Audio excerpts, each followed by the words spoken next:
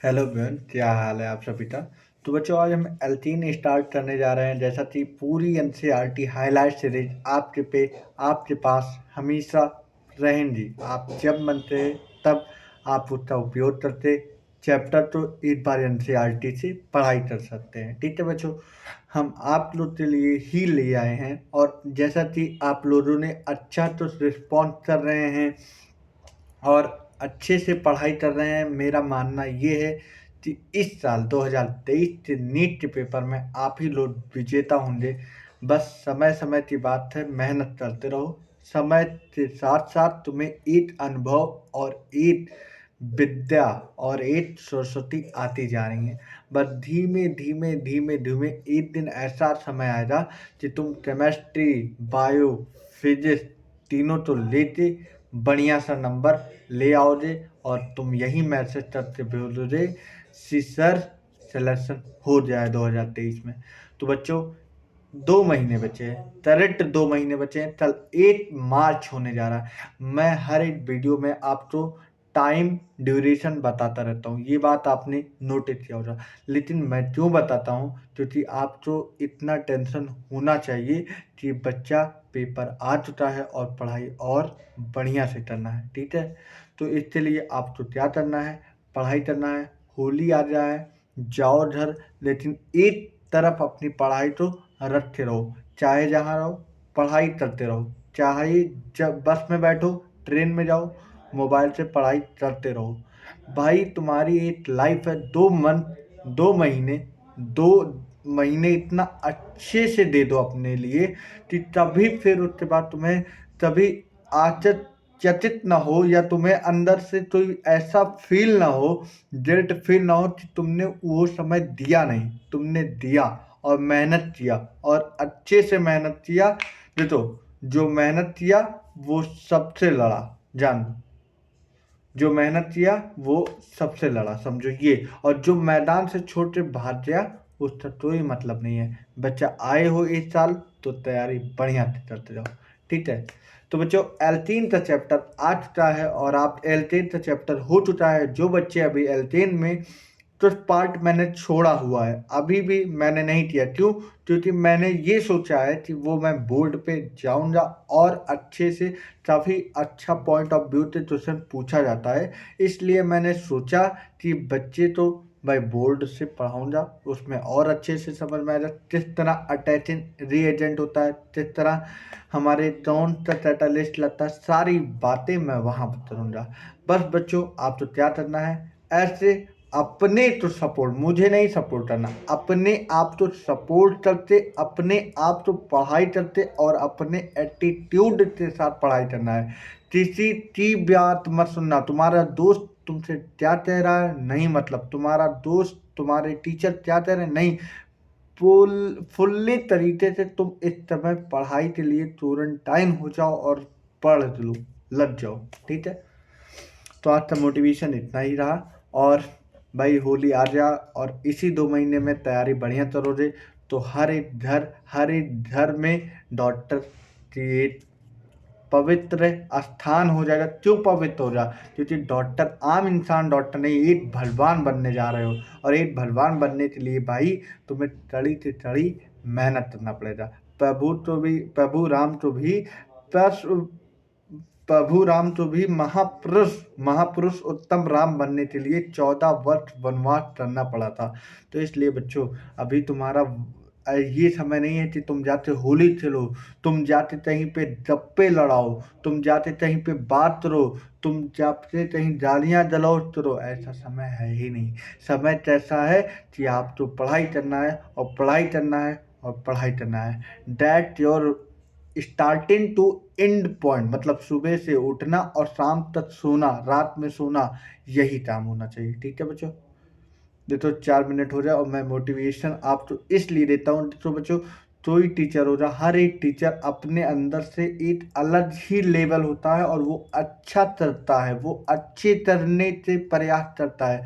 लेकिन करना आप ही तो है बच्चों। क्योंकि मैं NCERT पढ़ा दूंगा, उसके बाद तुम सोते सोते मान लो पढ़ रहे हो तो भी नहीं समझ में आया बेटा। तो एक चीज़ मैं बता दूँ, रोज सुबह उठो, टारगेट बनाओ, फिर टारगेट पे वो काम करो, फिर पूरा हो जाए थोड़ी देर रेस्ट करो, फिर नया टारगेट। और ये भी नहीं कि पूरे हफ्ते का, एक दिन आधे दिन का टारगेट बनाओ, आधा पूरा करो, फिर आधे दिन बाद टारगेट बनाओ।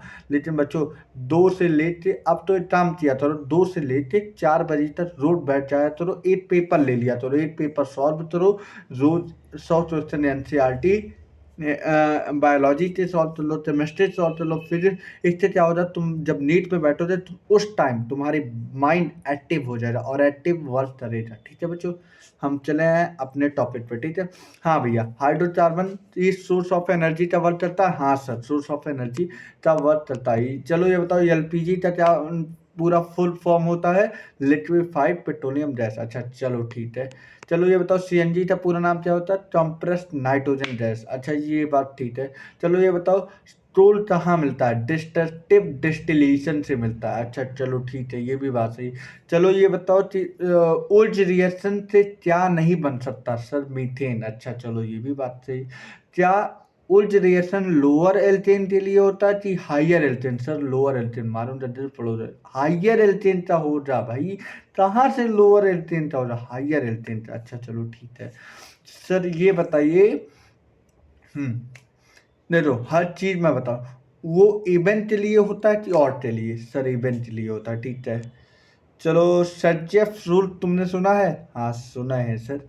कहाँ पे पढ़ाए जाते हैं? जब मैंने स्टार्टिंग में पहला ही लेक्चर, मैंने पहला ही लाइन बताया था, जब एल्टिल हाईलाइट, जब हम रिएक्शन करवाते हैं वहाँ पे मैंने बताया था ना। हाँ चलो, थोड़ा रिवीजन भी हो जाए, इसी बहाने तुम लोग का माइंड थोड़ा अपना एक आ जाए फॉर्म में। चलो अब पढ़ाई करते हैं ना। वेट 1 मिनट बचो। चलो भैया, आज एल्टाइन की बातें हमें करनी है और काफी ब्रीफली बातें करनी है। ठीक है, बस बस बस बस बस। ठीक है। अब उठ बात, बोले एल्टीन आर अनसेचुरेटेड। अब यहाँ पे बोला भाई, तुमने पहले ही 9, 10th 11th 12th तुम पढ़ते आ रहे हो। एल्टीन अनसेचुरेटेड मतलब सर या तो डबल बॉन्ड हो जा या तो ट्रिपल बॉन्ड हो जा, या तो डबल बॉन्ड या तो ट्रिपल बॉन्ड हो जा। क्या तुम्हें समझ में आया? हाँ सर, क्या चाहे डबल बॉन्ड हो और चाहे मेरा ट्रिपल बॉन्ड हो, ये दोनों कैसे होते हैं भैया? Unsaturated hydrocarbon. तो यहाँ पे बोला एल्कीन आर अनसेचुरेटेड हाइड्रोकार्बन। क्या कोई दिक्कत नहीं सर, इससे हमें कोई दिक्कत नहीं। Least one bond, one double bond, मतलब एक तो सिग्मा बॉन्ड होता ही है, और एक और बॉन्ड आ जाए तो ये हमारा पाई बॉन्ड हो जाए। तो at least one double bond होने चाहिए। What should be general formula of alkene? क्या एल्कीन का जनरल फार्मूला होगा भाई? बताया जाए भाई। CN(H2N-2), ये हमारा जनरल एल्कीन का फार्मूला होता है। तो आपके पास एनसीईआरटी है अपनी पास, अगर आप लोग एनसीईआरटी सामने लेके बैठे हो तो ये पॉइंट लिख लिया। तो देखो, कोई चीज मैं बता रहा हूँ तो वो चीज पॉइंट आउट करके लिख लिया। तो ठीक है। अब बोल, if there is a one double bond, अगर एक डबल बॉन्ड है बिटवीन 2 कार्बन एटम। बोल रहे हैं जैसे कि अगर कार्बन यहाँ पे ले लो, यहाँ पे कार्बन ले लो, यहाँ पे कार्बन ले लो। नहीं समझ में आया? नहीं सर। चलो अब मैं बता रहा हूँ। बोल रहे हैं कि एक कार्बन ले लो, डबल बॉन्ड, एक कार्बन ले लो। तो बोल रहे हैं इफ देयर अदर एक डबल बॉन्ड कार्बन एटम के बीच में है, एक डबल बॉन्ड कार्बन एटम के बीच में है इन एल्कीन, और वो किस केस में रहेगा भैया? एल्कीन के केस में एटलीस्ट कार्बन कार्बन के बीच में एक डबल बॉन्ड रहेगा ही रहेगा भाई। यहाँ पे क्या है? एक सिग्मा है और एक पाई है। तो क्या इसमें बताने जो? नहीं सर, ये तो मैंने केमिकल बॉन्डिंग में ही पढ़ा हुआ। ठीक है बच्चों, अच्छी बात है, बहुत अच्छी बात है। अब चलो उसके बाद, दे मस्ट प्रोसेस 2 हाइड्रोजन। अब ये बता रहे हैं must have 2 hydrogen atom less than alkane. मतलब अब ये बताओ इसका कहने का मतलब क्या है? They must possess 2 hydrogen atom less than alkane. अब इसका मतलब थोड़ी मैं बता रहा हूँ। देखो, जब एल्केन की बात कर रहा था तो यहाँ पे हम बात कर देखो C2 या सिक्स होता है कि नहीं? एल्केन में यही होता है। हाँ सर यही होता है। नहीं समझ में नहीं आया सर, मैं बता रहा हूँ। देखो, सी सिंगल बॉन्ड C, 1 2 3 4, ये हो जाए और 5 6, तो ये एल्केन का फिगर हुआ। तो एल्केन में कितने बॉन्ड हुए? 1 2 3 4 5 6, 6 मतलब सिग्मा बॉन्ड हुए, मतलब टोटल 6 बॉन्ड हुए, टोटल 6 बॉन्ड हुए जो कि कार्बन हाइड्रोजन के बीच में है ना। मैं कार्बन हाइड्रोजन के बीच में दो दे दो, यहाँ पे दे दो, 1 मिनट दे दो, 1 2 3 4 5 6। चलो अब मैं दूसरा तला ले लेता हूँ। 8 हाइड्रोजन यहाँ लाओ, रुक जाओ यार 1 मिनट। हाँ 8 हाइड्रोजन यहाँ लगाओ, नहीं दिखा, नहीं दिखा सर।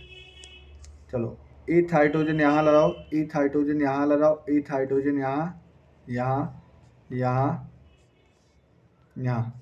देखो कुल मिलाते 8 हाइड्रोजन ये हुआ अपना कार्बन हाइड्रोजन, दूसरा, तीसरा, चौथा, पांचवा, छठवां। तो 6 है कि नहीं भाई? हाँ सर यही 6 है, देख रहा है ना। अब ये बोला जब हम एल्केन, मतलब एल्केन में तो 6 कार्बन है, लेकिन जब हम एल्कीन पढ़ेंगे उसमें 2 हाइड्रोजन हमारा नहीं रहेगा, चाहे ये हटा दो चाहे ये हटा दो, ये दोनों हमारे नहीं रहेंगे। सर थोड़ी और डिटेल में बताइए। अब बता रहा हूँ देखो, जब C डबल बॉन्ड C, यहाँ पे H2 हो जाएगा, H2 हो जाएगा, ठीक है। जो जाओ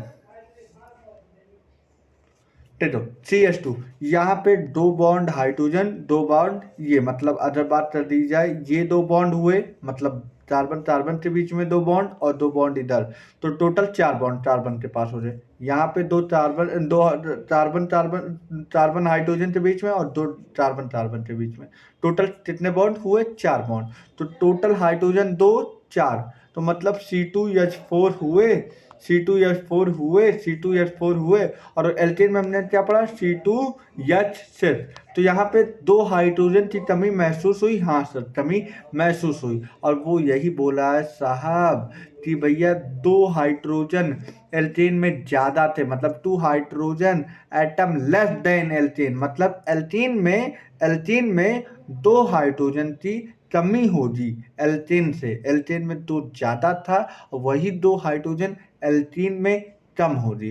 hence general formula is CnH2n होता। और सॉरी मैंने जो जनरल फार्मूला लिखा है तो वो सारी -2 करवा दिया था ना, हाँ मेरी गलती है, मैंने ध्यान नहीं दिया था, ये मेरी गलती है। देखो CnH2n होता है, CnH2n होता है, ये जनरल फार्मूला होता है। Alkene are also known as the olefin. Sir इसका मतलब क्या होता है?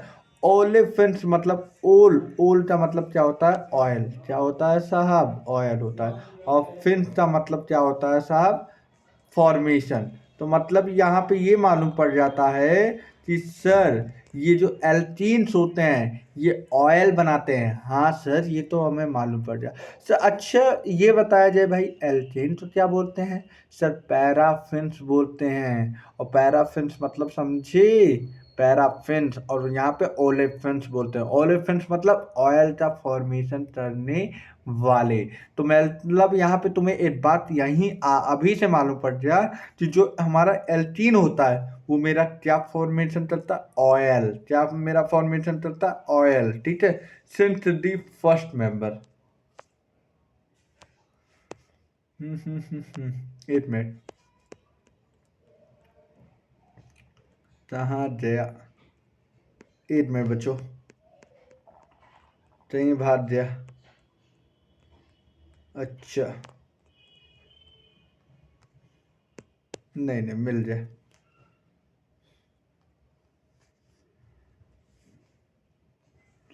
तो ये दे दिया इथाइलिन, इथाइलिन, इथाइलिन, इथाइलिन, और या इथेन, इथीन, इथीन। इथीन का भैया फॉर्मूला क्या हो जाए? C2H4। क्या हो जाए साहब? C2H4, ठीक है। What form and the oily liquid. और किस फॉर्म में? देखो इंपॉर्टेंट बात यह है, पहला एल्कीन का कंपाउंड कौन सा होता है? फर्स्ट एल्कीन का कंपाउंड होता है C2H4, जो कि किस फॉर्म में एग्जिस्ट होता है? बड़ा इंपॉर्टेंट बात है। जो इथेन होता है या इथलाइन होता है वो ऑयली लिक्विड फॉर्म में एग्जिस्ट रहता है या फॉर्म करता है या फॉर्मेशन करता है, और किसके साथ चलेगा रिएक्शन? With chlorine. और ये जो हमारा C2H4 होता है, एल्कीन होता है, इथिलाइलिन होता है, इथीन होता है, ये किसके साथ रिएक्शन करवाता है भैया? क्लोरीन के साथ। अभी आगे पूरा डिटेल पढ़ोगे, ठीक है। अब बोले structure of double bond. Carbon carbon double bond in alkene consist of the one strong sigma bond. मैंने अभी जब मैंने फिगर बताया था, जैसे कि यहीं पे हम बता रहे सी डबल बॉन्ड सी, तो यहाँ पे एक सिग्मा बॉन्ड हो गया और इसमें से एक पाई बॉन्ड हो गया। तो क्या तुम्हें ये इसमें कोई दिक्कत? नहीं सर, ये तो हम पहले से ही जाने हैं। तो बोल क्या रहा है? कार्बन कार्बन डबल बॉन्ड के बीच में एक सिग्मा बॉन्ड रहेगा और जिसकी इंथैल्पी होगी 397 किलो जूल मोल इनवर्स। कोई वैल्यू याद करने की जरूरत नहीं है, वैल्यू तभी तुमसे नहीं पूछा रहेगा। और ये क्यों? ये मतलब इसका जो हाइब्रिडाइजेशन तुमने इतना पढ़ा ही होगा कि सर, इतना मैं बता दे रहा हूँ, अगर नहीं भी पढ़े हो, जो बच्चे नहीं पढ़े, इसका हाइब्रिडाइजेशन sp2 होता है।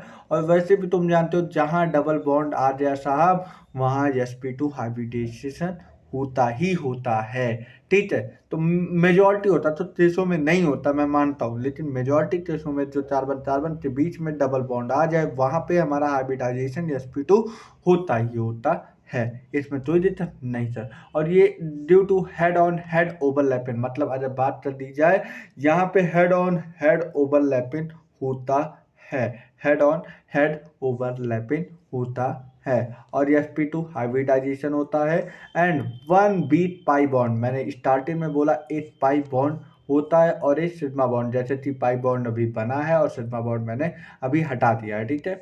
Bond enthalpy about 284 kilo joule mole inverse है। ऑब्टेन बाय दी, अब इम्पोर्टेंट बात ये है साहब, ये अब इम्पोर्टेंट बात है,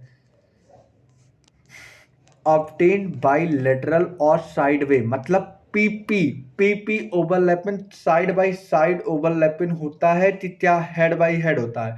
हाँ, हेड बाई हेड जो ओवरलैपिंग हो जाए वो क्या फॉर्म करेगा? Sigma bond. और जो, अरे यार यहीं पे लिखा है ना, यहीं पे एक बात क्या नहीं लिखा है, देखो जब हम सिग्मा बॉन्ड पढ़ रहे थे, देखो sigma bond due to head on head overlapping, जब हम सिग्मा बॉन्ड की बात कर रहे थे, तो head head on head overlapping हुआ, हेड ऑन हेड ओवरलैपिंग हुआ। जब लेकिन हम पाई बॉन्ड की बात कर रहे हैं, पाई बॉन्ड की बात कर रहे हैं साहब, तो यहाँ पे हमारा बता रहा है साइड बाई साइड ओवरलैपिंग, मतलब ये सिग्मा बॉन्ड बनाएगा और ये वाला पाई बॉन्ड का फॉर्मेशन करेगा, ये वाला पाई बॉन्ड का फॉर्मेशन करेगा, ठीक है। तो दिक्कत नहीं, दिक्कत बोले overlapping of the two two p orbital, क्या भैया एक टू पी नहीं, two p orbital of the two carbon atom, दो कार्बन के बीच में टू पी ओवरलैपिंग हो जा। सर थोड़ा हमें और अच्छे से बताने का प्रयास करें, पक्का जब मैंने बोला यहाँ पे आए हो तो तुम्हें एक एक चीज तुम्हें चलिए समझा। देखो ये कार्बन सिंगल बॉन्ड जो जाओ, हम्म हम्म हम्म ये हो जाएगा सी सी, इतना तो देता नहीं देता। अच्छा, अगर हमें पाई बनाना है, तो ये मैं तो इस प्रकार से बना सकता हूँ, हाँ सर थोड़ा टेढ़ा है, लेकिन मैंने करना है, तो तुम्हें पढ़ाने से मतलब होना चाहिए, पढ़ने से मतलब होना चाहिए, क्या जैसे तो तुम्हें कॉन्सेप्ट समझ में आना चाहिए बच्चा, बात ये सच्चाई है। तो ये हो जाएगा हमारा पाई बॉन्ड। अब ये बोल रहे हैं कि भाई जो ये मेरा जो ये वाला बॉन्ड बनाएगा, तो ये तो बना देगा भैया, कौन सा बॉन्ड बना देगा साहब? ये बना देगा सिग्मा बॉन्ड। हाँ सर, मुझे तो कोई दिक्कत नहीं। और सिग्मा बॉन्ड किस तरह बनाएगा? Head by head overlapping, H overlapping होगा। एच मतलब हंस नहीं, हेड बाई हेड ओवरलैपिंग होगा। लेकिन जब हेड हेड बाई हेड और ये जब लेटरल खड़ा रहेगा, तो लेटरल इसका टूपी, इसका भी टूपी खाली रहेगा और इसका भी टूपी खाली रहेगा। अब टू पी ओवरलैपिंग करेंगे तो इस प्रकार से तो क्या फॉर्मेशन हो जाएगा भैया? पाई बॉन्ड का। तो यहीं से हमारा इतना मालूम पड़ गया कि साहब टू पी ओवरलैपिंग से हमारा क्या फॉर्मेशन हो जाता है? Pi bond. क्या फॉर्मेशन हो जाता है? Pi bond. अच्छा, यहीं पे हम एक बात और कर दे कि सिग्मा ज़्यादा स्ट्रॉन्ग होता है कि पाई? सिग्मा ज़्यादा स्ट्रॉन्ग होता है एज कम्पेयर टू पाई। तो यहाँ पे तुम्हें एक बात और समझ में आ गई सर, पाई बॉन्ड की जो स्टेबिलिटी या स्ट्रॉन्गनेस होती है वो वीक होती है, और जो सिग्मा बॉन्ड स्ट्रॉन्ग होता है, सिग्मा बॉन्ड स्ट्रॉन्ग होता है। तो ये दिक्कत नहीं दिक्कत। चलो, तो बस इतनी सी बात और इतना बढ़िया से मैंने बताया, ठीक है। हम्म। तो 2p2p orbital of the 2 carbon atom. अब ये इतनी चीज में जो लिखा है वो तुम्हें अच्छे से समझ में आ गया होगा। कोई ऐसा एक भी लाइन ना हो जो तुम्हें समझ में नहीं है। सर आ ही गया बढ़िया से। बोले डी डबल, ओहो डी डबल क्या हो रहा है? The double bond is shorter in bond length 134 picometre. ये तुम्हें याद करना पड़ेगा, ये तुम्हें याद करना पड़ेगा, ठीक है। जो देखो, हमेशा हमेशा इतना जानो, इतना जानो, देखो यहीं पे एक चीज लिख लो, शॉर्ट नोट वहां पे बना लो। तो इस प्रकार से तुम्हारे पास ये चीज तो हो जाएगी, ये चीज होना चाहिए, क्योंकि ये चीज जब अपने एनसीईआरटी पे ये एक पॉइंट निकालना, ये एक पॉइंट निकालना, इस पे नोट करते वहीं पे चिपका लिया करो। ये इम्पोर्टेंट होता है। देखो यहाँ पे मेरे पास हर चीज रहता है, मेरे पास कभी क्या जरूरत लगे मुझे मालूम रहता है, इसलिए मैं हमेशा अपना चीज रखता रहता हूँ, ठीक है। अब बोले सी डबल बॉन्ड, सी की बात कर रहे हैं, तो इसका तो बॉन्ड लेंथ होता है वो 134 पिकोमीटर होता है। पीएम है भाई, 1 मिनट हो जाओ, 134 पिकोमीटर होता है, ठीक है। और यहीं पे सी सिंगल बॉन्ड सी, इसका होता है जो होता है 154 पिकोमीटर होता है इसका बॉन्ड लेंथ। तो जरा ये बात नोटिस कर दिया जाए, वहां पे आगे तभी पढ़ना अलग से, तो तुम्हें ये चीज मालूम होना चाहिए, ठीक है। हम्म। तो देखो लिखा है the double bond is shorter, double bond shorter होता है। क्यों सर शॉर्टर क्यों होता है? तो पहली बात यहाँ पे होता है, सर आप ये बताइए शॉर्टर क्यों होता है?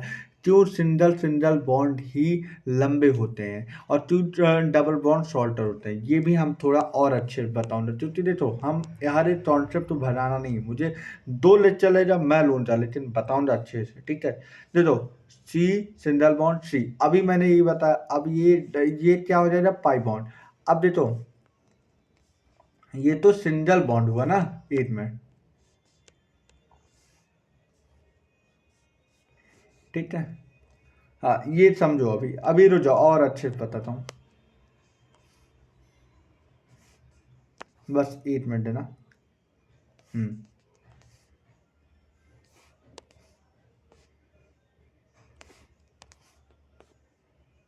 हम्म ठीक है। अब मुझे क्या बनाना होगा? ये 1 minute,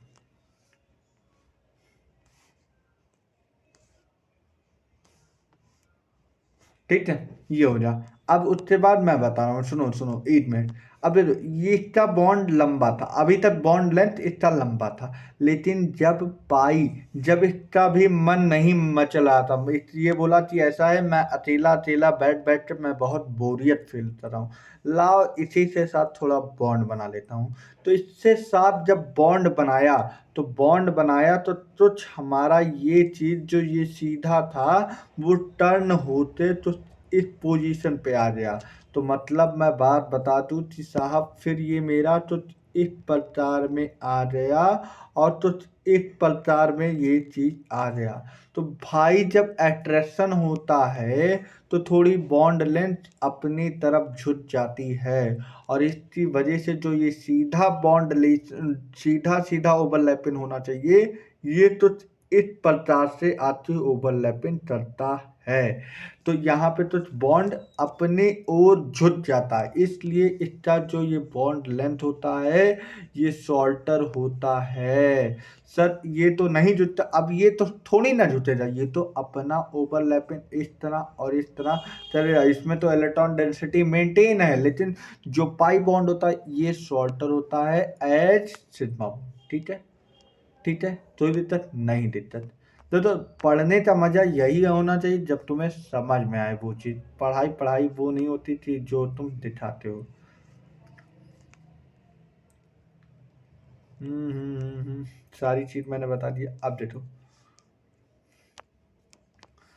10 the presence of the pi bond met एल्टीन। और यही बता रहे हैं, इसका मतलब ये है कि अगर पाई बॉन्ड का परजेंट होना तो हमें क्या बताता है भैया, एल्टीन है। Behave source of the loosely head mobile electron. और ये किस तरह बिहेव करेगा भैया, ये ऐसे पूछ लेगा कि एल्टीन का सोर्स क्या होता है। एल्टीन का भैया सोर्स क्या होता है, सोर्स ऑफ लूजली हेड, मतलब इलेक्ट्रॉन तो बहुत तेजी से पटलेगा कि बहुत लूजली पटलेगा साहब। लूजली पटलेगा तो ही तेजी से नहीं पकड़ पाएगा। क्यों क्यों, इसके पास बीट पाई बॉन्ड है, और पाई बॉन्ड होने की वजह से इसके पास जो पकड़ने की क्षमता होती है बड़ी कमजोर होती है। और कमजोर होने का मतलब ये जो इलेक्ट्रॉन हो जा बहुत कम बखूबी से पकड़ पाएगा, ठीक है। Therefore alkene are easily attract, और इसी वजह से जो एल्कीन होते हैं वो जल्दी अट्रैक्ट हो जाते हैं किसी भी रिएजेंट से, कंपाउंड से, ठीक है।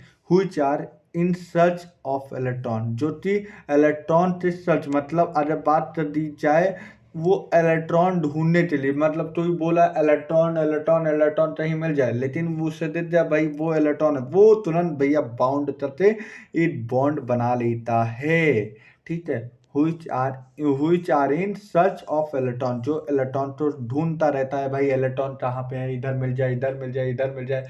वो बोलेगा मैं तो बैठा हूँ, मेरे पास आओ मेरे पास आओ, मैं बॉन्ड बना लेता हूँ तुमसे। सच रिएजेंट चार्ड इलेक्ट्रोफाइलिक रिएजेंट, और इसी रिएजेंट को हमने क्या नाम दिया जाए साहब, electrophilic reagent, the presence of the वीटर पाई बॉन्ड मेट एल्कीन। और पाई बॉन्ड का प्रेजेंट रहना, इससे हमें क्या प्रदर्शित होता है कि भैया जो एल्कीन होता है वो वीटर होता है, मतलब अनस्टेबल होता है। मतलब स्टेबल होता है या अनस्टेबल भाई, तो ही चीज पाई बॉन्ड हो। जैसे कि ये बहुत कमजोर है मेरी हड्डी, अब भाई तू ही भी आते ऐसे मार देगा तो मैं तो, मेरी जो फिंगर है ये तो टूट जाएगा।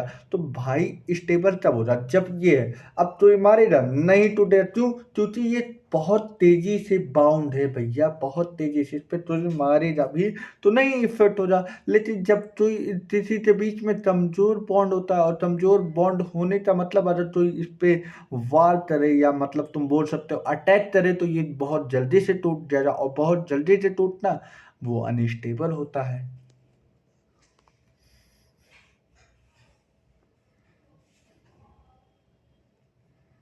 वेट करो,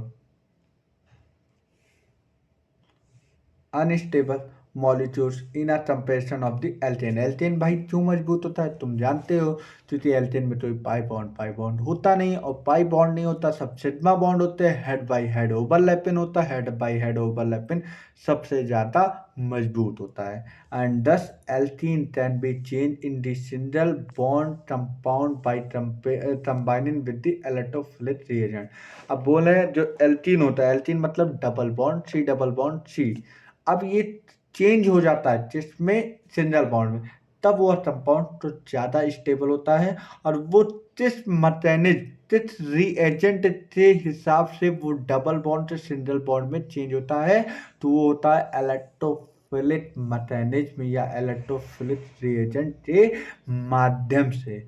strength of the double bond enthalpy is greater than the carbon carbon single bond in ethane. अब बोले जो जो स्ट्रेंथ की बात कर दिया जाए, स्ट्रेंथ की बात कर दिया जाए, तो कार्बन कार्बन की डबल बॉन्ड की स्ट्रेंथ जो होगी वो उससे ज्यादा होगी कार्बन कार्बन सिंगल बॉन्ड की स्ट्रेंथ, ठीक है।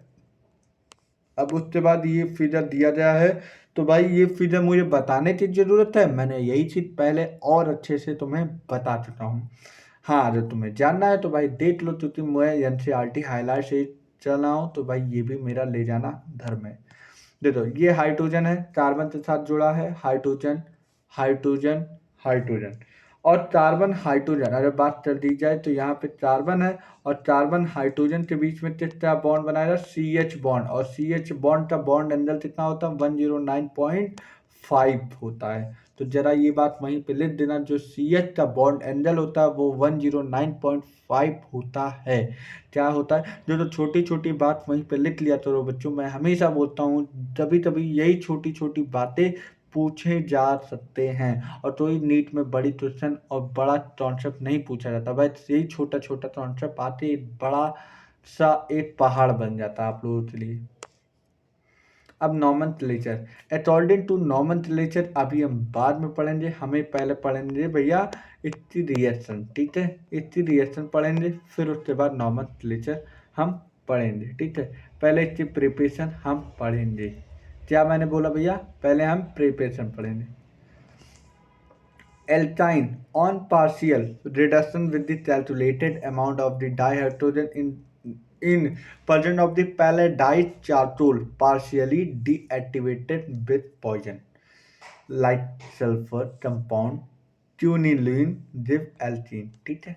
अब इसका मतलब बहुत बेहद से प्यारा सा, बहुत बहुत अच्छे से ब्यूटीफुल से लिख दिया है, लेकिन इसका कॉन्सेप्ट बताने के लिए हम लोग तो प्यारे प्यारे मास्टर तो प्यारे प्यारे गुरु तो आपके पास भेज दिया गया है कि वो बच्चे तो और अच्छे से सरल करें। तो एल्कीन जो होता है वो बोले हैं कि amount of the dihydrogen in the presence of the palladised charcoal. अब इसका मतलब और अच्छे से हमें समझाने के लिए बस थोड़ा और समय आप तो मानता हूँ, ठीक है। देखो ये हमारा क्या हो जाए साहब, एल्काइन हो जाए, ठीक है, एल्काइन हो जाए, क्या हो जाए साहब, एल्काइन हो जाए, ठीक है। एक मिनट दीजिए, एक मिनट हो जाए, पानी पी लें। वाटर डेंस है, आप लोग भी पी सकते हैं।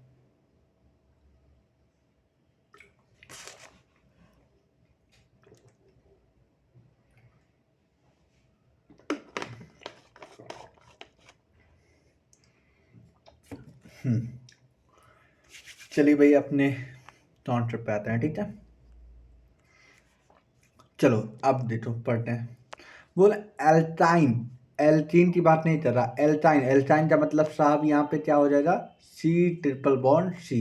यहाँ पे कोई दिक्कत नहीं सर, इतना तो मुझे मालूम है। एल्काइन का मतलब क्या होता है, सी ट्रिपल बॉन्ड सी। भाई ये नहीं मालूम हो रहा तो इसलिए मैं पहले ये भी लिख दे रहा हूँ भाई, तो बच्चों तो नहीं पढ़े होंगे भाई, क्या मजबूरी, क्या हर टीचर हर एक जैसे थोड़ी ना पढ़ाता हो रहा, इसलिए मैं हर एक कॉन्सेप्ट हर एक चीज ले चलूँगा। एल्काइन का मतलब सी ट्रिपल बॉन्ड सी।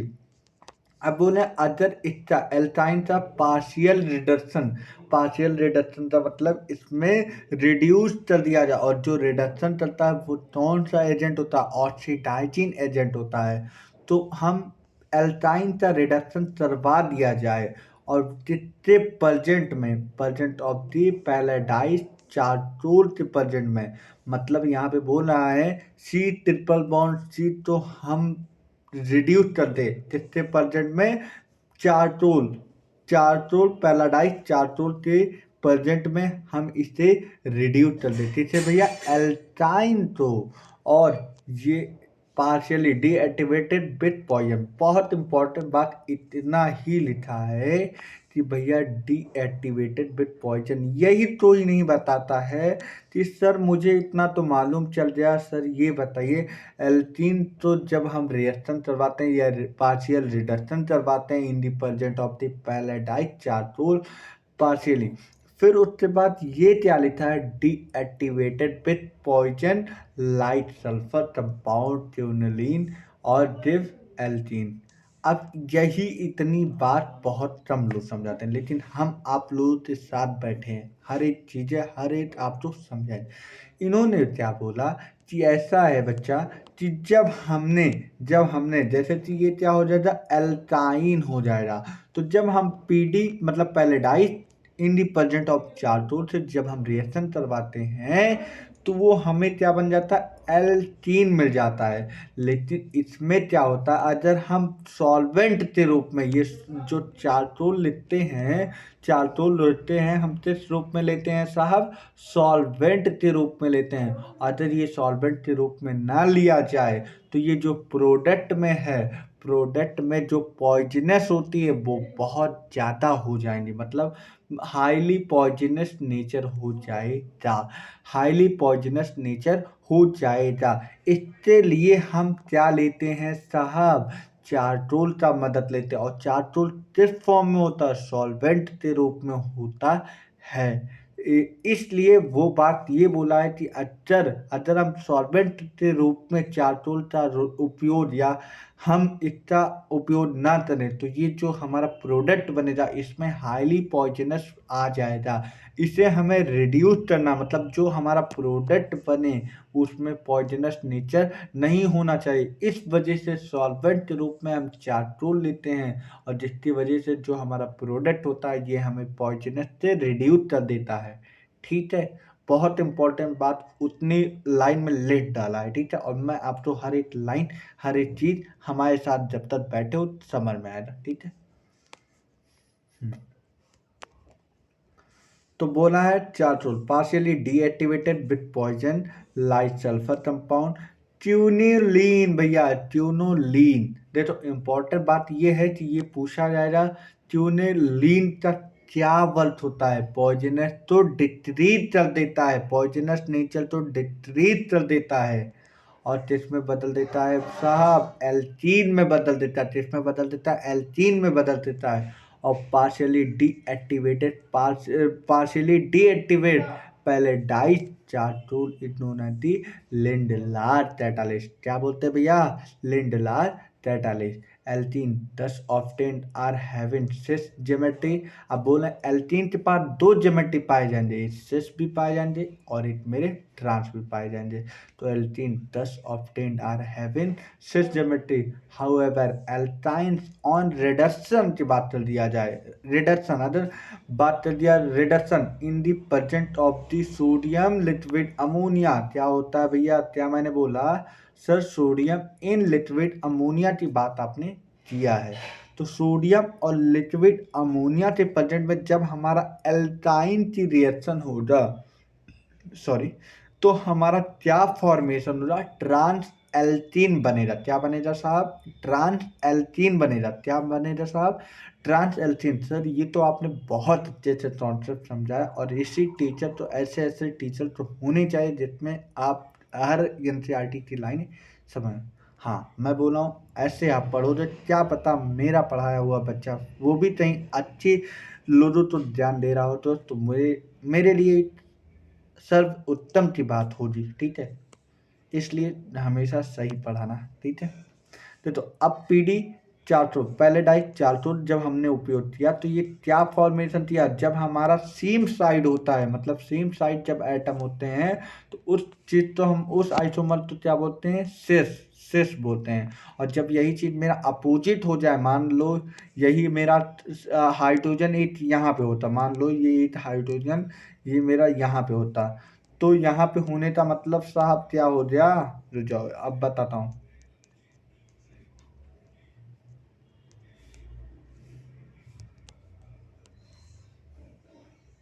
मान लो ये मेरा हाइड्रोजन यहाँ होता है, ठीक है, दूसरा मेरा क्या है, एक मिनट, दूसरा मेरा आर यहाँ हो जाता। अब मेरा क्या बन गया सर, ये ट्रांस बन गया। तो बस अभी आगे तुम्हें समझ, क्या ये ट्रांस पीडी और चार्टूल के बजट में बनेगा, नहीं नहीं बनेगा। क्यों, क्योंकि जब तक पीडी और चार्टोल मतलब पहले डाइस चार्टोल हो जाता तब तक ट्रांस का फॉर्मेशन नहीं होगा साहब। ट्रांस का फॉर्मेशन तब होगा जब हम सोडियम लिक्विड अमोनिया का कैटालिस्ट ले लें तो हमारा एल्काइन से जो एल्कीन बनेगा वो हमारा ट्रांस फॉर्म में बनेगा। क्या समझ में, हाँ सर आपने तो एकदम जमा दिया। अरे अभी तुम क्या देख रहे हो, सोडियम लिक्विड अमोनिया के प्रेजेंट में जब हमने रिएक्शन करवाया तो ये किस का फॉर्म कर दिया, अपोजिट साइड है, देखो अपोजिट साइड है, अपोजिट साइड। तो इसे हम क्या बोलेंगे, ट्रांस। देखो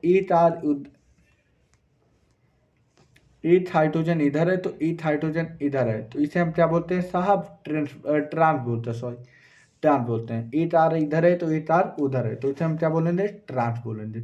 इसलिए इसका नाम रखा गया है साहब ट्रांस एल्कीन। ठीक है, अब देखो ये सारी चीज एग्जाम्पल है, अब तो तुम कर ही सकते हो। तो मेन कॉन्सेप्ट बता दो बस, उसके बाद कोई दिक्कत नहीं है।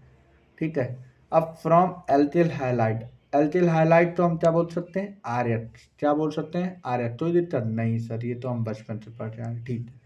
On heating with alcoholic, alcoholic potash potassium hydroxide, मतलब बोले हैं एल्ट्रोहोलिक के ओ एच की बात कर रहे हैं। किसकी बात कर दिया जाए साहब, एल्ट्रोहोलिक के ओ एच की बात कर रहे हैं, मतलब एल्ट्रोहोलिक पोटासियम हाइड्रोक्साइड डिजॉल्व इन एल्ट्रोहल। क्या बोले हैं साहब, पोटेशियम हाइड्रोक्साइड डिजॉल्व इन एल्ट्रोहल। कैसे हैं इसका रिएक्शन, अब देखते हैं।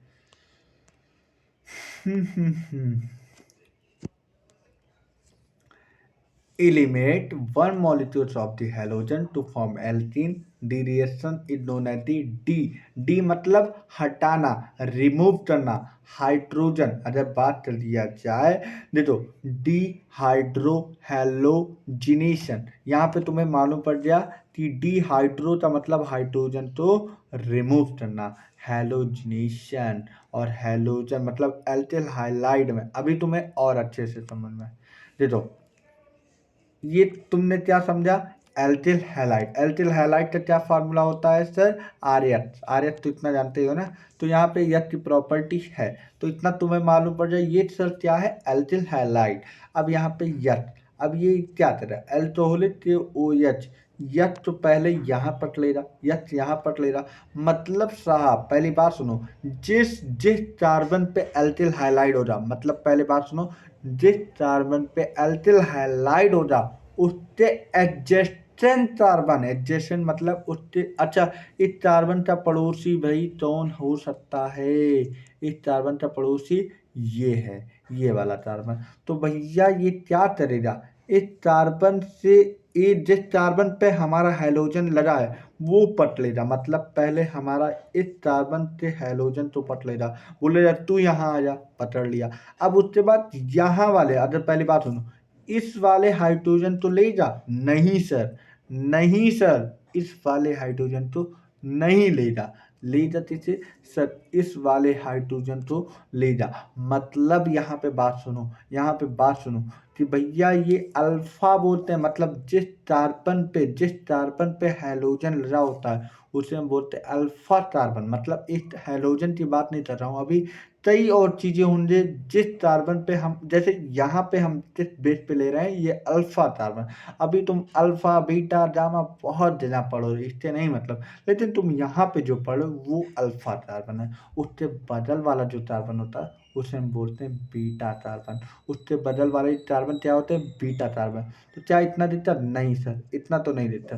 तो ये क्या करेगा, ये करेगा क्या, पहले हमारा जिस कार्बन पे हैलोजन रहा वो पट लेगा, उसके बदल वाले कार्बन से हाइड्रोजन, उसके बदल वाले कार्बन का हाइड्रोजन, मतलब समझ रहे हो सर, यहाँ पे ये भी है, हाँ ये भी है, ये भी है, हाँ ये भी है, ये भी है, हाँ सर ये भी है। तो क्या करेगा, इन तीनों में से किसी तो भी ये पट लेगा। और जैसे कि अब यहाँ पे क्या पट लेगा, यहाँ पे इससे और इस कार्बन पे जाएगा, और इस कार्बन पे जाने का मतलब ये दोनों, ये हाइड्रोजन और मतलब एच एस निकल जाएंगे, ये दोनों बनाते निकल जाएंगे। अगर बात कर दी जाए साहब जो 24 मिनट, यहाँ पे क्या करेंगे ये लोग, ये जाएगा पर ये पहले इस वाले कार्बन पे जाएगा, इस वाले कार्बन पे जाएगा। तो इस वाले कार्बन पे ये तीनों हाइड्रोजन है, मतलब यहाँ पे इस वाले कार्बन पे ये भी हाइड्रोजन, ये भी हाइड्रोजन, ये भी हाइड्रोजन। किसी हाइड्रोजन तो बंदे ने पकड़ा, जैसे कि मान लो इस वाले हाइड्रोजन तो पकड़ लिया। अब इस वाले हाइड्रोजन तो पतला, और ये निकल गया, ये निकल लिया, मतलब ये तुम्हें बात कर दिया जाए, ये निकल ले जा, यच यच लेते निकल ले जा, क्या यच यच निकल ले जा। तो सर यहाँ पे एक बात हमें समझ में आई, क्या बात समझ में आई सर, यहाँ पे मतलब मुझे एक बात समझ में आई, क्या, वही तो हम भी जानना चाहते हैं सर। यहाँ पे यच चला जाएगा, हाँ ये तो मैं भी समझ रहा हूँ। तो इसके आगे क्या हो रहा, अब आगे की बात थोड़ी इंतजार पेशेंस बनाने से। तो ये तो भैया यथ जय टाटा बाय बाय हुए ना, ये यथ पटलते यथ और यच निकल जाए, ठीक है, यथ और यच निकल जाए। अब ये क्या करेंगे, ये क्या करेंगे, एल्कोहलिक के OH का मतलब क्या होता है, यहाँ पे एक डबल बॉन्ड बना लेगा, यहाँ पे एक डबल बॉन्ड बना लेगा, और ये क्या फॉर्मेशन कर लेगा, CH2 डबल बॉन्ड CH2, क्या फॉर्मेशन कर लेगा, 1 मिनट रुक जाओ ये हटाने दो, और यहाँ पे क्या फॉर्मेशन कर लेगा, CH2 डबल बॉन्ड CH2। अब देखो यही चीज लिखा हो रहा, यही चीज लिखा हो रहा। हाँ सर, आपने क्या रियलाइज करवा दिया, NCERT की लाइन है समझ में आ रही, वाह बच्चा। तो ही नहीं, अभी तो ये स्टार्टिंग है, देखते जाओ क्या होता है। Nature of the halogen, nature of the halogen atom are alkyl group determine rate of the reaction. It is observed that the halogen, जो तो इसका ऑर्डर पढ़ लो, iodine, bromine, chlorine, while the alkyl group tertiary, secondary, primary. बड़ा important बात है ये, तुम कहीं अपनी NCERT जिस तरह मैंने बोला है ये चीज़ तुम लगा लो या खरीद लो, 35 रुपये तो मिलते हैं। अब पता है कि यहाँ पे तो 35 का ही मिलते हैं, अब वहाँ पे क्या मिले, अपने हिसाब से जो भी हो खरीद लो, बुलेट लो भैया। जो स्टेबिलिटी ऑर्डर होती है 3 डिग्री, 2 डिग्री, 1 डिग्री होता है, ठीक है। ये हमारा स्टेबिलिटी ऑर्डर हो गया, और जो हमारा क्या नाम है, और ये वाला ऑर्डर हो जाएगा हैलोजन या एल्किल हैलाइड वाला, हमारा जो ऑर्डर हो जाएगा ये मेरा आयोडीन का सबसे ज़्यादा, फिर ब्रोमीन का, फिर क्लोरीन का हो जाता है, हो जाता है, ठीक है। अब विस्नल क्या होता है, और हमारा विस्नल आ जाता और जेमिनल आ जाता है, दो वर्ड आएगा विस्नल और जेमिनल। तभी तुम्हें ये भी हेलो एलरीन जब मैं आगे पढ़ाऊंगा ये शब्द आएंगे, तो ये शब्द क्या कहना चाहेंगे, क्या बयां कर रहे होंगे, ये भी हम पढ़ेंगे।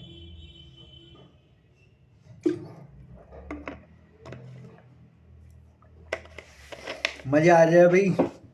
अगर कोई भी कमी रहा तो बेटा कमेंट में ज़रूर बताना, जिससे कि मैं और अच्छे से आपको प्रोवाइड कर पा सकूँ। देखो, जेमिनल और विस्नल का मतलब क्या होता है, पहले तो ये समझो।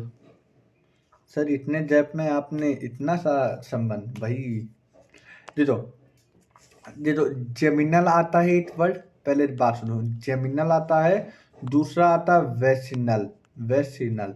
सर इन दोनों का मतलब मैं बहुत कंफ्यूज हूँ और हमेशा रहता हूँ, लेकिन आज के बाद तुम्हारा ये कंफ्यूजन दूर हुआ।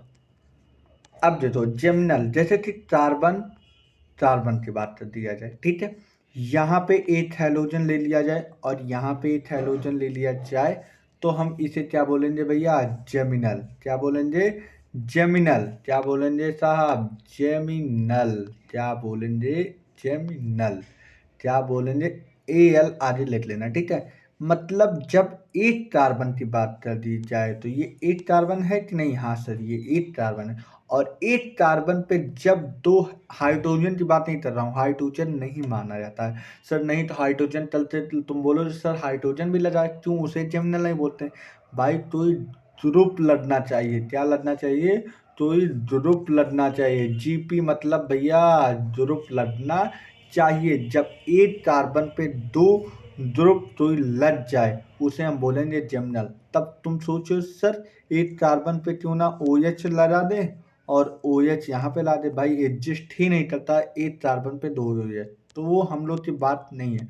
हम लोग जो बात कर रहे हैं वो बात समझते हैं ना, तो ध्रुव होना चाहिए, ठीक है। एक कार्बन पे जब हमारा दो तो ध्रुव, जैसे एल्किल हाइलाइड का इस मैं बात कर रहे हैं, तो एल्किल हाइलाइड एक कार्बन पे 2 बार लगना चाहिए, तो हम उसे क्या बोलेंगे, जेमिनल।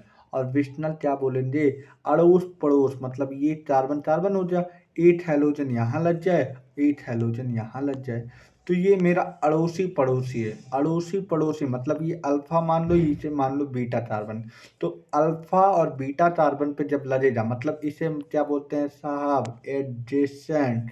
क्या बोलेंगे, एडजेसेंट कार्बन पे जब लगा रहेगा, एडजेसेंट कार्बन पे लगा रहेगा, तो हम उसे क्या नाम देंगे, विस्नल। क्या नाम देंगे साहब, विस्नल कार्बन देंगे, या विस्नल एल्किल हैलाइड, या जैसा भी तुम पढ़ोगे अभी, जहाँ पे भी एल्किल सॉरी जेमिनल विस्नल जहाँ पे भी पढ़ोगे, वो जैसा चीज हो जाओ वैसा नाम हो जाओ, ठीक है।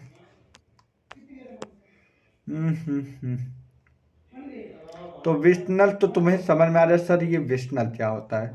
तो हमें विस्नल डाई हैलाइड, डाई हैलाइड मतलब दो दो हैलोजन, मतलब एक कार्बन पे दो हैलोजन, एक कार्बन पे दो हैलोजन, ठीक है, ये हमारा हो जाएगा। तो विस्नल डाई हैलाइड तुम्हें समझ में आ रहा है, हाँ सर ये समझ में आ गया।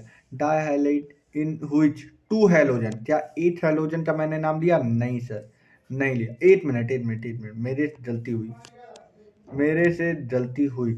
विस्नल नहीं, ये जेमिनल मैंने बताया था, वेस्नल अभी तो मैंने ध्यान दिया ना, ये मेरी गलती थी।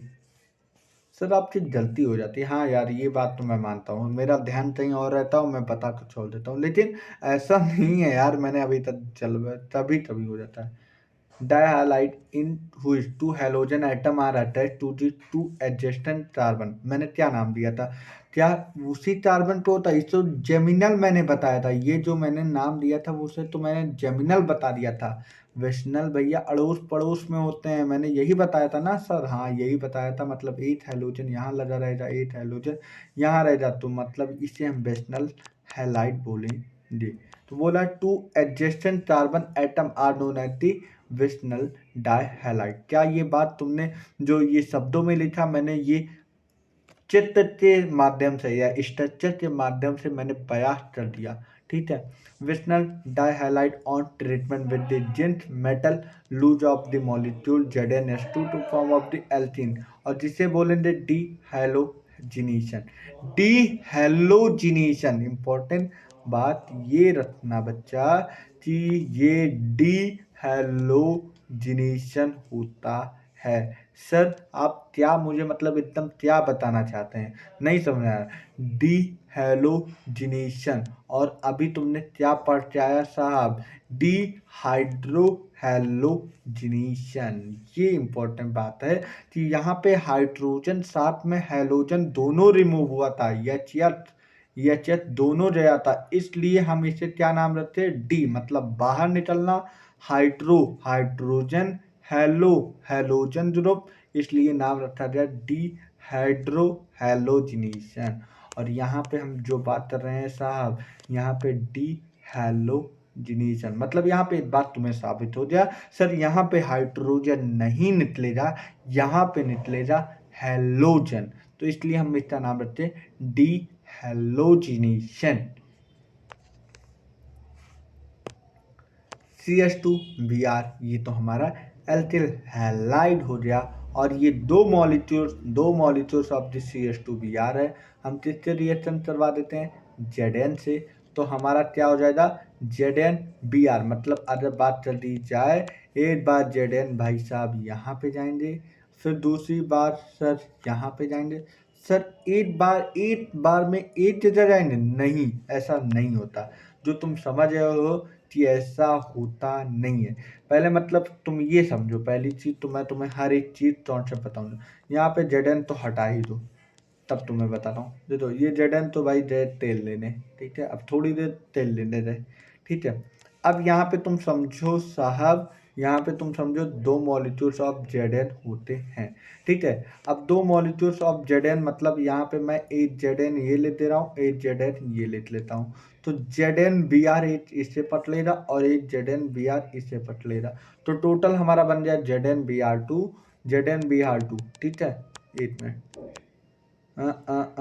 हाँ, अब Br2 निकला, तो ZnBr2 तो भाई भेजो, Br2 तो भेजो। अब ये Br2 ZnBr2 निकल गया, ZnBr2 चला गया, ठीक है, और यहाँ से Br2 भेज दो, ठीक है। अब यहाँ पे इसके बीच में क्या बन जाएगा साहब, डबल बॉन्ड बन जाएगा, डबल बॉन्ड बन जाएगा, और यही मेरा क्या बन गया था, मेन प्रोडक्ट।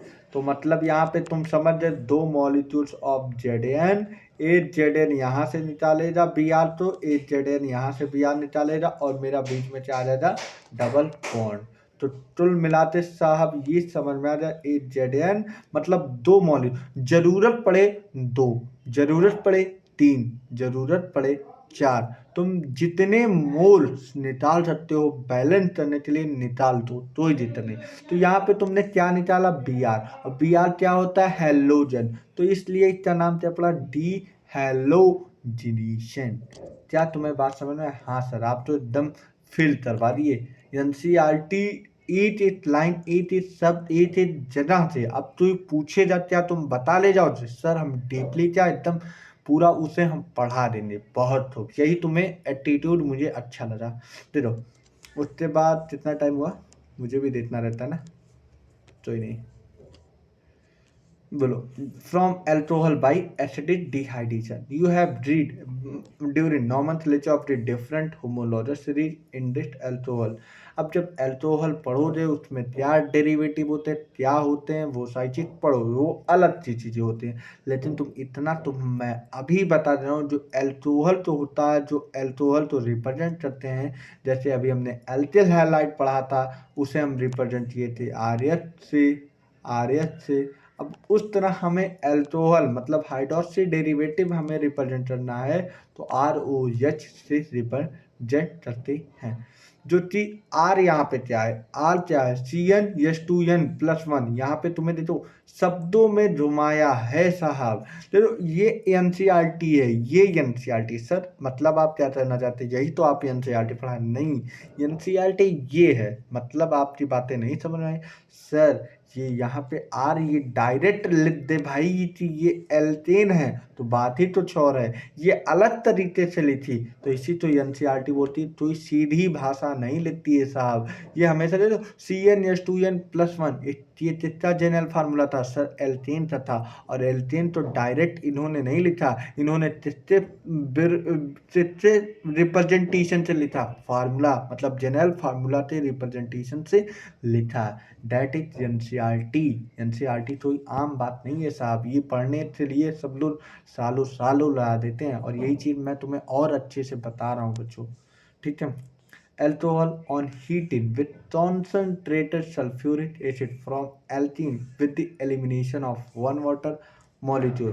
अब बोले हैं एल्कोहल तो जब हीट कर दिया जाए, मतलब मैंने क्या बोला साहब, एल्कोहल तो जब मैंने हीट किया 60% में कॉन्सेंट्रेशन सल्फ्यूरिक एसिड, क्या साहब, कॉन्सेंट्रेशन सल्फ्यूरिक, सल्फ्यूरिक का फॉर्मूला H2SO4 के बजट में जब हमने हीट दिया तो हमारा क्या बना दिया साहब, एल्कीन बना दिया। और कितने मतलब जब मैंने हीट दिया तो क्या निकला, क्या इलिमिनेट हुआ, वाटर। कितने मॉलिक्यूल्स, 8 मॉलिक्यूल्स वाटर हमारे eliminate हो गए। since our water molecules is eliminated from alcohol molecule in the presence of an acid, this reaction is known as the acidic dehydration. मतलब यहाँ पे सर ये बात समझ में आ गया सर, वाटर निकलेगा तो उस फेनोमेना से क्या बोलेंगे, dehydration, dehydration of the alcohol, of the alcohol, मतलब एल्कोहल का ही तो sorry dehydration terrain। This reaction is known as the example of the beta elimination reaction since OH group।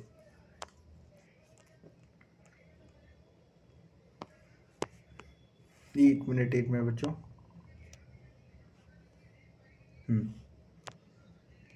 ये तो ये हमारा इथेनॉल हो जाएगा, इथेनॉल मतलब OH हो जाएगा। और OH अब यहाँ पे देखो OH ठीक उठी बताते, जिस तरह मैंने एल्किल हैलाइड पे बताया था कि ये अल्फा मतलब जिस पे OH लगेगा वो अल्फा कार्बन हो जा, और जिस पे OH के बगल वाला पड़ोसी जो हो जा वो बीटा कार्बन हो जा। तो भैया ये OH जिस पे जाएगा बीटा पे हमला करेगा, और चाहे इस हाइड्रोजन, चाहे इस हाइड्रोजन, चाहे इस हाइड्रोजन, तीनों में से किसी तो मतलब कोई भी हाइड्रोजन तो लेके वाटर के फॉर्म में रिलीज हो जाएगा। और वाटर के फॉर्म में रिलीज हो जाएगा मतलब यहाँ पे क्या निकल जाए, मान लो ये दोनों कंबाइन हो जाए, और ये दोनों कंबाइन होते क्या निकाल दिए साहब, वाटर, जो चीज ये निकला है।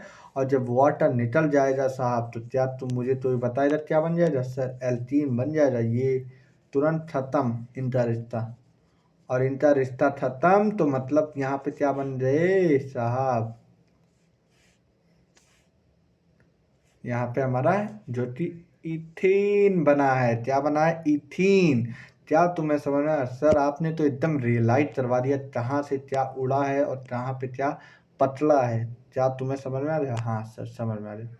अब फिजिकल प्रॉपर्टी पढ़ लेते हैं ना। आज के लिए इतना ही रखते हैं। केमिकल प्रॉपर्टी अब हम कल पढ़ेंगे, ठीक है। Alkene as a class resemble alkene in a physical property. जो एल्कीन होता है वो किस रिसेंबल मतलब किस क्लास से रिसेंबल करता है, ये बता रहे हैं। एल्केन किस क्लास से रिसेंबल करता है बाय द फिजिकल प्रॉपर्टी। मतलब एल्केन में जितनी फिजिकल प्रॉपर्टी से तुमने पढ़ा था, वाकिफ था, जितने तुमने एकदम वाकिफ थे, वही चीज हमें यहाँ पे पढ़ना है। Accept in type of isomerism, मतलब आइसोमेरिज्म तो छोड़ दिया जाए, तो एल्केन में जितना पढ़ा आपने फिजिकल प्रॉपर्टी, वही सारी चीज यहाँ पे हमें उपयोग करना है। And differentiate in a polar nature, और ये किस नेचर का हो रहा भैया? पोलर नेचर थे। The first three member of जैसे कि तुमने एल्केन में ये बात पढ़ा है, शुरुआत के कार्बन मतलब 3 कार्बन हमारे किस फॉर्म में एग्जिस्ट होते हैं? जैसे फॉर्म में।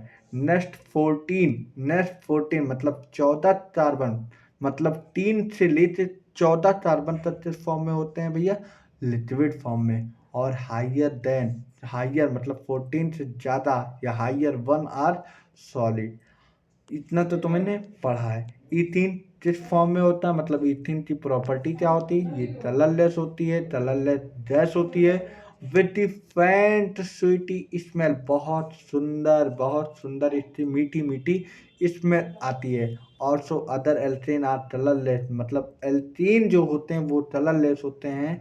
एंडी साथ में ऑर्डरलेस, मतलब न सूरत अच्छा न गंध अच्छा, दोनों।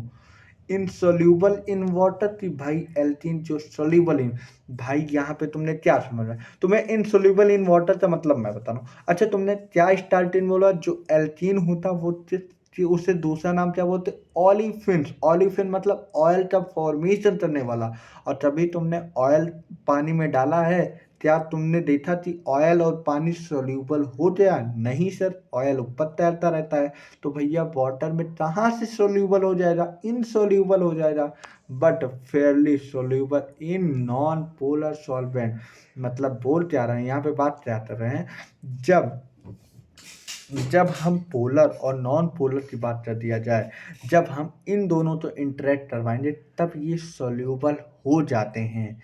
दे show have regular increase in boiling point, और ये बॉइलिंग पॉइंट बहुत ज़्यादा शो करते हैं तब जब उसकी साइज इंक्रीज कर जाए, मतलब उस मॉलिक्यूल की साइज इंक्रीज कर दी जाए तो उसका बॉइलिंग पॉइंट ज़्यादा शो करते हैं। Every CS2 group added in increase boiling point, मतलब जितने भी हमारे CS2 ग्रुप जुड़ते जाएं उतना ही बॉइलिंग पॉइंट भैया इंक्रीज होता जाएगा। 20 से 30 केल्विन पर बॉइलिंग पॉइंट इंक्रीज होता है, ठीक है। Straight chain alkene have higher boiling point other straight chain. भाई लंबे कतार पे जितना भी हमारे हाइड्रोकार्बन रहे स्टेट चैन में, तो उनकी बॉइलिंग पॉइंट ज़्यादा हो जा, और अगर ब्रांच में रहे तो उनकी बॉइलिंग पॉइंट इन्वर्स हो जाएगी, मतलब कम हो जाएगी। ठीक है, ठीक है भाई। अब केमिकल प्रॉपर्टी भैया कल के लेक्चर में मिलेंगे, ठीक है। क्या तुम्हें समझ में आया एकदम बढ़िया से? कितने हैं एक मिनट देख लेता हूँ, ज़्यादा तो होनी नहीं चाहिए लेकिन ठीक है। नहीं चल इतने लेक्चर में देते हैं ना, जितने कि चल एल्कीन भी थोड़ा स्टार्ट कर देते। आज मैंने सोचा हुआ है खत्म करने के, लेकिन तो ये देते नहीं दे, तो बच्चों तुम्हें समझ में आना चाहिए। हम लोग का मेन फोकस चैप्टर खत्म करने में नहीं होता है। चैप्टर तो भाई हर एक टीचर खत्म कर लेता, लेकिन तुम लोग का साथ हमें लास्ट तक बनाना है, ठीक है, हमें बने रहना है। चलो भाई, अब आज के लिए इतना ही, इजाज़त दो भाई, और पढ़ते रहो एकदम बढ़िया से, एकदम बेहतरीन से। Thank you for today, today for all, that's all. Thank you for, bye bye. पढ़ते रहो, ज़िंदगी जीते रहो, और डाइट बढ़िया लेते रहो भाई। जितना बढ़िया पेट पूजा रहेगा उतना बढ़िया दिमाग तेजी से चलेगा। थैंक यू, बाय बाय, टाटा, सी यू।